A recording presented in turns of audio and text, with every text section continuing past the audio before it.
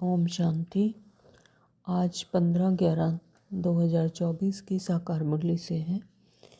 बाबा ने टाइटल दिया मुरली का, मीठे बच्चे अपनी जांच करो कि कितना समय बाप की स्मृति रहती है, क्योंकि स्मृति में ही है फायदा, विस्मृति में है घाटा। जितना स्मृति में रहेंगे परमात्मा के, उतने विकर्म विनाश होंगे, उतनी श्रेष्ठ स्थिति बनेगी। और विस्मृति हो गई तो बाबा कहते कि फिर आत्मा का घाटा हो जाता है। तो इसलिए हमेशा स्मृति में ही रहना है। प्रश्न दिया बाबा ने, इस पाप आत्माओं की दुनिया में कौन सी बात बिल्कुल असंभव है और क्यों? उत्तर है, बाबा ने कहा यहाँ कोई कहे हम पुण्य आत्मा हैं तो यह बिल्कुल असंभव है। तो यहाँ पुण्य आत्मा बनना मुश्किल काम है। बाबा कहते यह बिल्कुल असंभव है, क्योंकि दुनिया ही कलयुगी तमो प्रधान है। सारा तरफ वातावरण ही कलयुगी तमो प्रधान है। तो बाबा कहते मनुष्य जिसको पुण्य का काम समझते हैं तो वह भी पाप हो जाता है। जिसे हम समझते हैं कि ये पुण्य काम है तो वह भी पाप हो जाता है, क्योंकि बुद्धि ही तमो प्रधान हो चुकी है और पाप और पुण्य का अंतर ही नहीं पता। तो मनुष्य जिसको पुण्य काम कहते हैं तो वह भी पाप हो जाता है। तो सूक्ष्म से सूक्ष्म भी कर्म हो जाता है। तो बाबा कहते क्योंकि हर कर्म विकारों के वश होकर करते हैं, तो कितना भी पुण्य काम करो तो वो विकर्म हो जाता है, क्योंकि सूक्ष्म से सूक्ष्म विकर्म हो जाते हैं। तो इसके लिए क्या ज़रूरी है? ज्ञान की धारणा जरूरी है।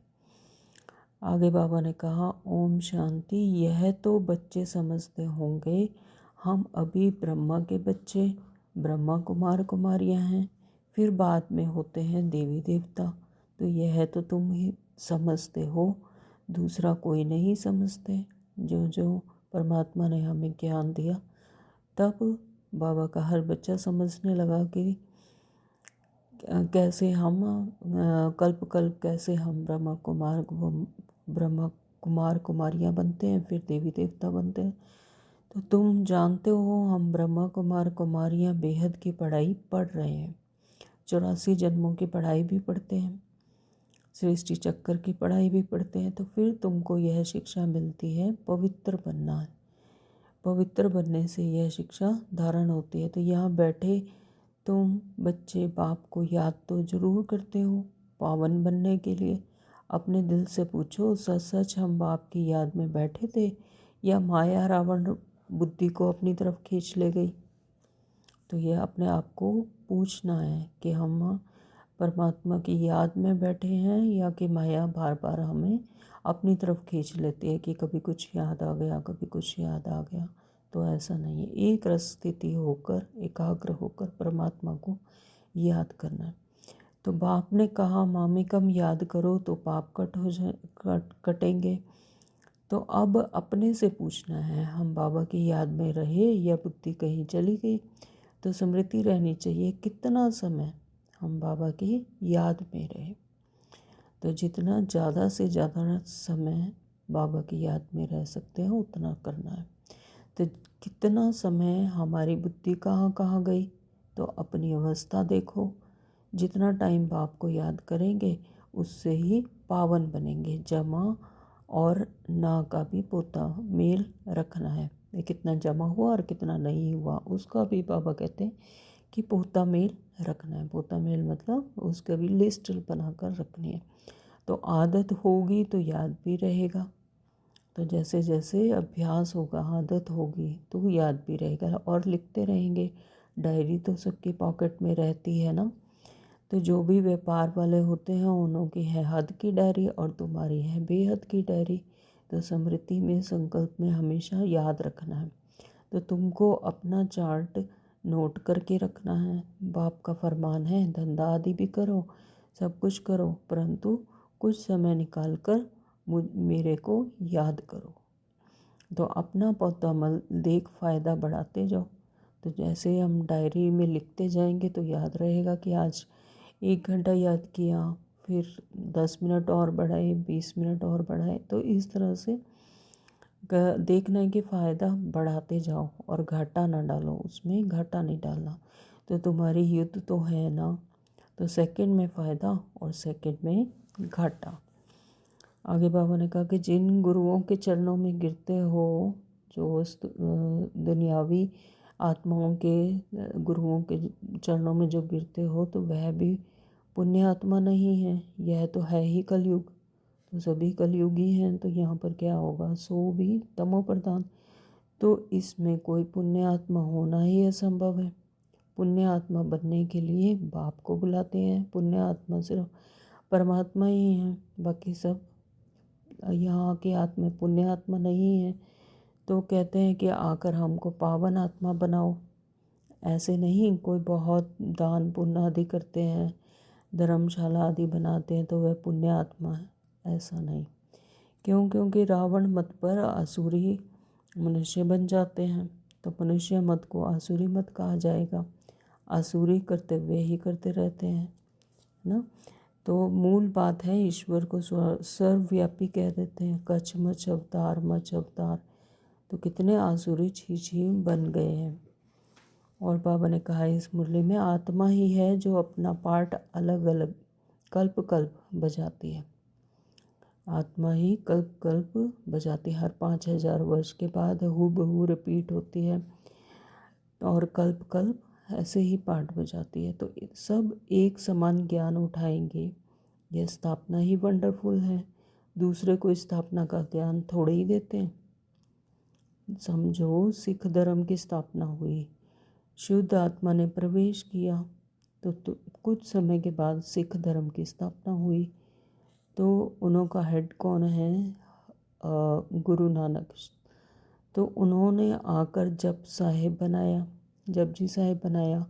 तो पहले तो नई आत्माएं ही होंगी, क्योंकि पवित्र आत्मा होती हैं। तो उनका कल्प जब शुरू होता है, मतलब तो वो जो आत्माएं उतरेंगी उस टाइम पर, तो वो क्या होंगे? पवित्र होंगे, पूरी पवित्र होंगे, जैसे कि सतयुग में होते हैं। तो उनका ड्यूरेशन टाइम थोड़ा कम होगा, लेकिन वो पवित्र आत्मा होती हैं। पवित्र को महान आत्मा कहते हैं।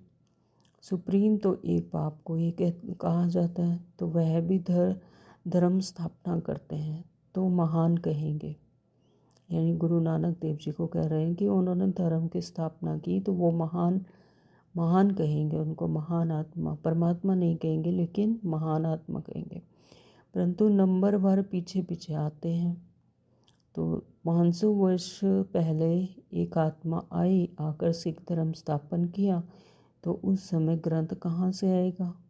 तो ग्रंथ तो बाद में बनते हैं, तो ज़रूर सुखमनी साहेब, जपजी साहेब आदि बाद में बनाए होंगे ना। तो क्या शिक्षा देते हैं? उमंग आता है कि बाप की बैठ महिमा करते हैं। बाकी यह पुस्तक आदि तो बाद में बनते हैं, जब बहुत हों और पढ़ने वाले भी चाहिए ना, तो सबके शास्त्र पीछे बनेंगे। तो पहले मतलब धर्म की स्थापना होती है, फिर आत्माएं उतरती हैं, फिर धीरे धीरे वो धारण करती हैं शिक्षा, फिर उसके बाद शास्त्र बनते हैं, फिर पढ़ने वाले बनते हैं। तो बाबा कहते हैं कि शास्त्र जो हैं वो पीछे बनते हैं। तो जब भक्ति मार्ग शुरू हो तब शास्त्र पढ़ें। तो ज्ञान चाहिए ना, पहले सतो प्रधान होंगे, फिर सतो रजो तमो में आते हैं। तो ऐसे ही हर धर्म की जो स्थापना होती है, तो उसमें सतो रजो तमो बाद में बनते जाते हैं। तो जब बहुत वृद्धि हो जाती है तब महिमा होती है और शास्त्र आदि बनते हैं। बनते नहीं तो वृद्धि कौन करे? तो फॉलोअर्स बने ना। तो सिख धर्म की आत्माएं आएँ जो आकर फॉलो करें, तो उसमें टाइम चाहिए। तो जो जो आत्माएं आती जाती हैं उस धर्म की, और उसमें आती जाती हैं, फॉलो करती हैं, तो इस तरह से फॉलोअर्स बनते जाते हैं। आगे बाबा ने कहा कि यह है ही सारा जंगल। अब बाप आए हैं, आकर कांटों के जंगल को गार्डन ऑफ फ्लावर बनाते हैं। वह है ही डेटी वर्ड। सतयुग को कह रहे बाबा, यह है डेविल वर्ड, रावण युग है ये। तो सारी मनुष्य सृष्टि का राज समझाया है। तुम अभी समझते हो हम अपने धर्म को भूल धर्म भ्रष्ट हो गए हैं। तो सब कर्म विकर्म ही होते हैं। कर्म विकर्म अकर्म की गति बाबा हमें समझाते हैं। मुरली में बहुत बार समझाते हैं कर्म विकर्म और अकर्म। कर्म कहाँ होता है, अकर्म कहाँ होता है और विकर्म कहाँ बनते हैं। कलयुग में विकर्म होते हैं, सतयुग में अकर्म होते हैं और द्वापर त्रेता में कर्म बनते हैं। तो तुम समझते हो बराबर कल हम ऐसे थे, फिर आज हम ऐसे बनते हैं, नज़दीक है ना। तो बाबा कहते हैं कि कल तुमको देवता बनाया था, राज्य भाग्य दिया था, फिर सब कहाँ गया। तो तुमको स्मृति आई भक्ति मार्ग में हमने कितना धन गंवाया है। कल की ही बात है ना। तो बाप तो आकर हथेली पर बहिश्त देते हैं, यानी सत्यों की बादशाही देते हैं हथेली पर आकर। तो यह ज्ञान बुद्धि में रहना चाहिए। धारणा के लिए मुख्य सार में बाबा ने आज कहा कि अपनी बेहद की डायरी में चार्ट नोट करना है कि हमने याद में रहकर कितना फ़ायदा बढ़ाया और घाटा तो नहीं पड़ा। याद के समय बुद्धि कहाँ कहाँ गई, क्वेश्चन मार्क।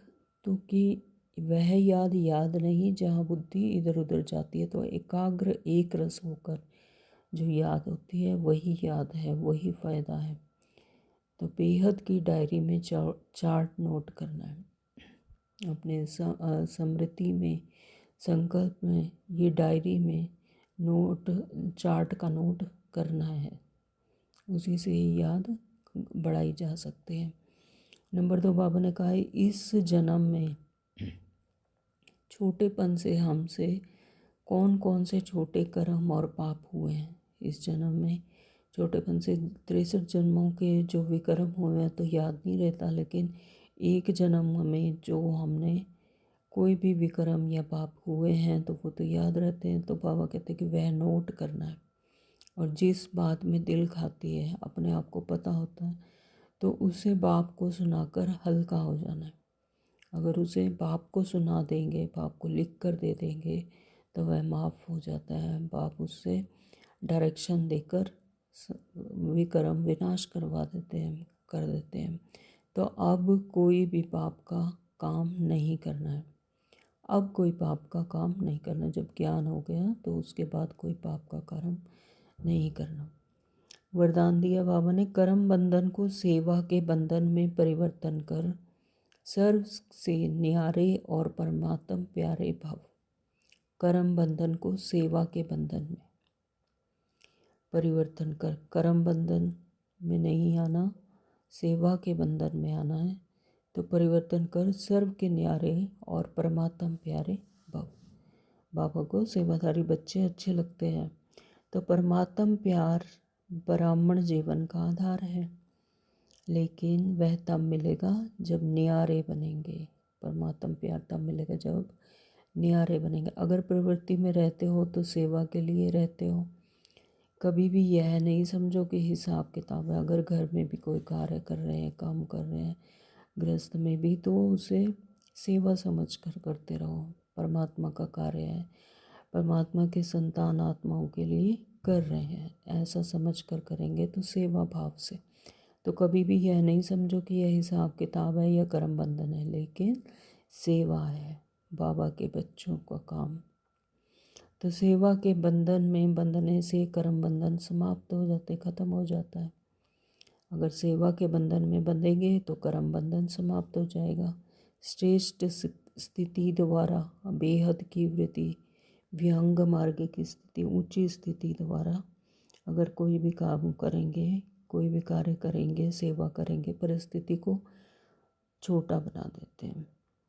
तो सेवा भाव नहीं तो कर्म बंधन खींचता है। जहाँ कर्म बंधन है वहाँ दुख की लहर है। अगर कर्म बंधन होगा तो कर्मों के में हिसाब किताब में फंसेंगे तो वह दुख की लहर है, और सेवा के बंधन में खुशी है। अगर सेवा समझ कर करेंगे तो परमात्मा का कार्य समझ कर करेंगे तो खुशी होगी। तो इसलिए कर्म बंधन को सेवा के बंधन में परिवर्तन कर न्यारे और प्यारे रहो, तो परमात्मा प्यारे बन जाएंगे। पापा ने स्लोगन दिया, श्रेष्ठ आत्मा वह है जो स्वस्थिति द्वारा हर परिस्थिति को पार कर ले। श्रेष्ठ आत्मा वह है जो स्वस्थिति से, अपनी वृत्ति से, अपनी बेहद की वृत्ति से, अपनी श्रेष्ठ स्थिति से परिस्थिति को छोटा बना देती है और सहज ही पार कर लेती है। पर कोई भी परिस्थिति हो तो उसे सहज ही पार कर लेती है। परिस्थिति नहीं लगती, बल्कि खेल लगता है, मनोरंजन लगता है, तो उसे पार कर लेती है। ओम शांति। Thank you.